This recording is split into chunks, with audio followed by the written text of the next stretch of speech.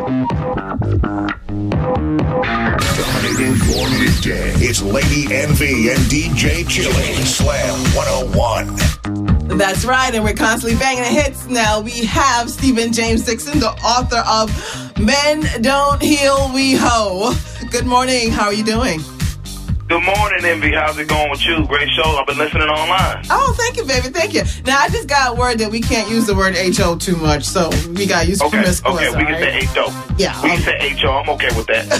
Well, we can use promiscuous or other words, because, Barbados is a very conservative country. Uh-oh. So they say.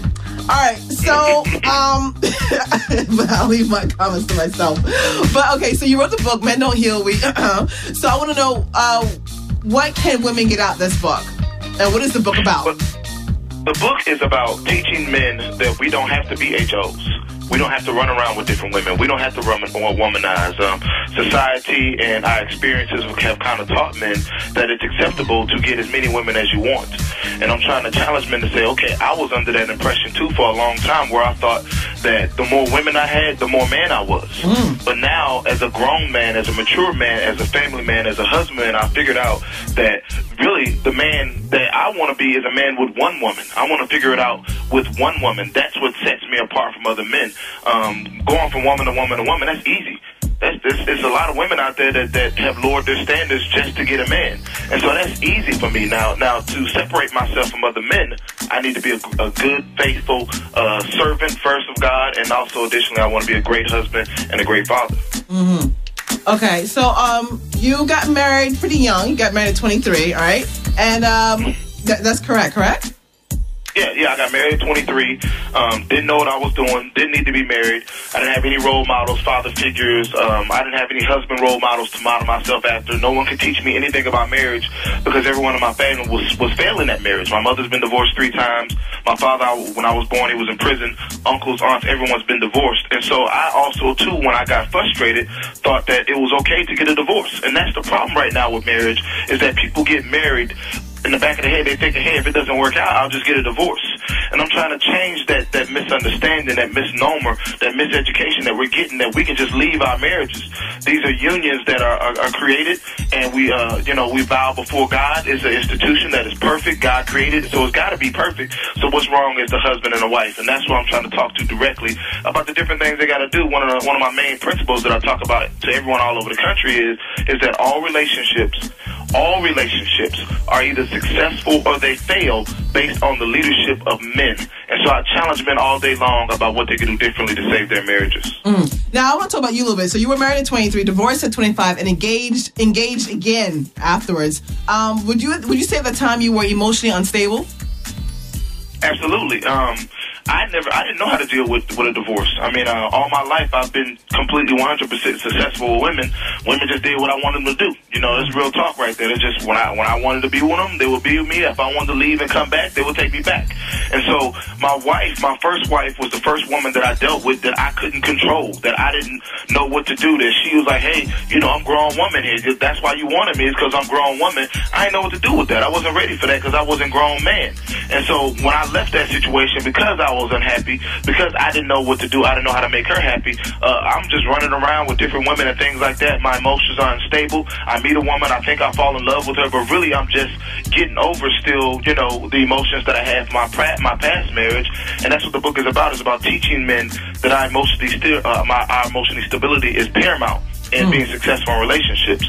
And so once I learned that my emotional stability is, what's going to make me be successful, I had to get that under control, get counseling, get help, just figure out, really from a biblical standpoint, what I can do differently to save my marriage. Now, would you say that women heal differently than men? Absolutely, and that's one of the problems I talk about in the book, is that a woman can call each other and they're there for each other, and there's a platform for women to speak about whatever's bothering them, whatever concerns or frustration they have. They're open to be able to express themselves and vent and things like that, whereas with men, we don't believe there's a platform for us. Like, if I get a divorce today, I love my wife. Been with her 6 years now. I love my wife to death, and all my friends know this. But if I got a divorce today, 90% of my homeboys would just say, hey, man, are you okay? And that's it. you know, and then 85% of that 90% would just hook me up with another woman or take me to the strip club or whatever. And the problem is, not only do I not want to express or vent my frustrations or emotions, I think that other men don't want to hear it. And so that's one of the challenges in the book, too, is for men to start reaching out to other men on something real. Like, yo, man, that was your girl. I know you loved her. I know that's difficult for you. It's a difficult time. Let's talk about it. Let's be there for each other instead of me just taking you to the game or taking you to the strip club. That's not really helping. That's not helping at all. Men have to know that it's okay for us to be emotional also. And I don't know, you know, men hugging each other and all that. I mean, if you hug a brother, it's all in, you know, support and encouragement and being there for each other. But we don't have to be tough guys all the time, especially with your close 2-3 partners. That, you know, those are the people that you got to be a foundation for your relationships and your stability. That's true. Now, what was your road to success in terms of emotional stability? What did you go through? Like, how did you realize, like, okay, wait a minute, I'm emotional unstable. Like, how do I get to where I need to get to?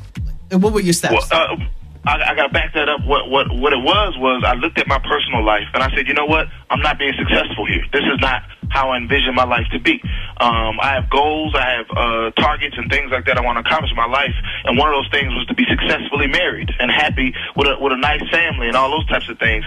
And I wasn't having that. And I looked at my professional life, and I won't lose in my professional life. I will not lose. I mean, you can tell by everything I've been getting in. You know, I've been on CNN and TV all over the country, radio all over the country, writing for Essence. I'm at the top of my game in everything. And print, radio, TV was great. Before I started the book, I'm college educated, started a couple businesses. They were all making money and all that. So I was like, why am I winning in my professional life, but in my personal life, I'm losing? And so then I looked at it. I said, I got to apply the same principles, work ethic, and energy in my professional life. I need to apply that into my personal life. Because in my professional life, I won't lose. I will not lose. I will never, ever lose. In my personal life, hey, if I'm unhappy, I'm going to leave. And I just didn't work as hard. It didn't mean as much to me. And so I had to switch those two challenges and say, hey, what really is going to make me a man is being successful with this marriage thing. Because a man could do all the other stuff. We can be great rappers, great DJs, great authors. We got men running around trying to be great lawyers and doctors, but it's not enough men trying to be great husbands. Now, for the man who's like going through a heartbreak, who may not have that certain security about himself, who might be insecure about himself emotionally and physically, how would he get himself out of that in order to get to emotional stability? Because I know it's hard when you're depressed, especially when you're depressed. You ain't trying to, you know, better yourself in any way. You're just trying to wallow in your depression. What would you have to say about that? That question, actually, I believe is for both men and women in terms of knowing yourself and knowing what you need. A lot of times we know what we need, but we don't go get it. And so I challenge men to go find a deacon of a church. Go find an older uncle that you have a good relationship. Go find your homeboy's father. You know, it's not excusable to say, hey, I didn't have a father figure, or I didn't see a positive marriage, or I didn't know how to be married, or things. It's not excusable. It's no excuses. And so I'm starting to challenge people to be more responsible for their actions. You know, each person individually are responsible for their education, their learning, their knowledge, their wisdom that they gained in order to be successful in marriage. All right. Well, the estimated ratio is 6-1 here in Barbados, right? Men are living on Temptation Island. What would you have to say about that? That's a great question, too. And what I say to men about that is, for the men of Barbados, it's probably really easy to get other women, right? Let's just be real. I mean, here in America, too, same thing going on. It's really, really easy. There are too many desperate women out there. Let me talk to them first, too. It's too many desperate women. You know, and I tell women all day long, it's too many women that would rather be married than respected. Too many women that would rather be married than respected. And so what I tell my men is, okay, that's easy. You've conquered that. You've proved that you can get a whole bunch of women, right? Not prove that you can be a real man and get that thing popping with one woman and be a strong man. Be something unique. Be something special. Because a great husband today is special and unique. Because not everybody can do it. Everybody's not able. So anybody can go get a bunch of women. You and all your friends can go get a whole bunch of women, and that's easy, and that's life right now. That's status quo right now. I challenge myself to be better than that. Now, for women listening, how can she spot a promiscuous man? One of the things I talk about in the book, the first thing you got to do as a woman is you got to know how that man's last relationship ended. It's the first thing women are not doing. They so happy to have a man talking to them. They're like, oh, you know, I don't care what's wrong with him or what's going on with him. No, you got to stop and say, hey, boo, what happened in your last relationship? Did she cheat on you? Did you cheat on her? Did you leave her? Did she leave you? Did she cheat on your man with you or whatever? And so once you figure those type of things out, that would be the first sign to say, okay, is this man ready for a relationship? Another thing I talk to women about is finding out if a man even wants to get married. Not to you, just in general, is he enthusiastic about being successful at marriage? How does he feel? What is his principle about marriage? What does he want to be long term? Find out those type of things instead of finding out so much of now and what you're doing. Focus on their history and focus on their future. Okay. All right, we're talking to Stephen James Dixon. Stay on the line, baby. If you have any questions for him, give us a call at 436-1011 or text the share code